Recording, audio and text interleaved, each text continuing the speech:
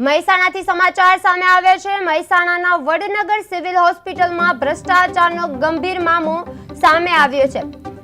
Civil હોસ્પિટલના superintendent તરીકે ફરજ બજાવતા ડોક્ટર હર્ષિત પટેલને કોન્ટ્રાક્ટ પર ચાલતી ગાડીનું બિલ મંજૂર કરવા બદલ 20,000 રૂપિયાની લાંચ લેતા મહેસાણા એસબીએ રંગે હાથ ઝડપી પાડ્યા હતા। આ કેસમાં સરકારી વકીલ જયદીપસિંહ રાજપૂતે જણાવ્યું મુજબ વિસનગર સેશન કોર્ટે આરોપીની વધુ તપાસ માટે 26 ડિસેમ્બર સુધી રિમાન્ડ મંજૂર કર્યો છે। રિમાન્ડ દરમિયાન આરોપીના બેંક એકાઉન્ટ, નાણાકીય લેવડ-દેવડ, સંપત્તિ તેમજ અન્ય વ્યક્તિઓ સાથેની સંડોવણી અંગે વિગતવાર તપાસ કરવામાં આવશે। લેવડ-દેવડ, સંપત્તિ તેમજ અન્ય વ્યક્તિઓ સાથેની સંડોવણી અંગે વિગતવાર તપાસ કરવામાં આવશે। વડનગર સિવિલ હોસ્પિટલ સુપરિન્ટેન્ડન્ટ લાંચ લેતા ઝડપાયા છે।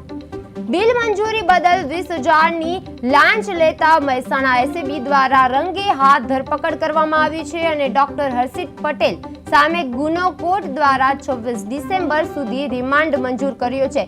મહેસાણા એસબી દ્વારા રંગે હાથ ધરપકડ થઈ છે।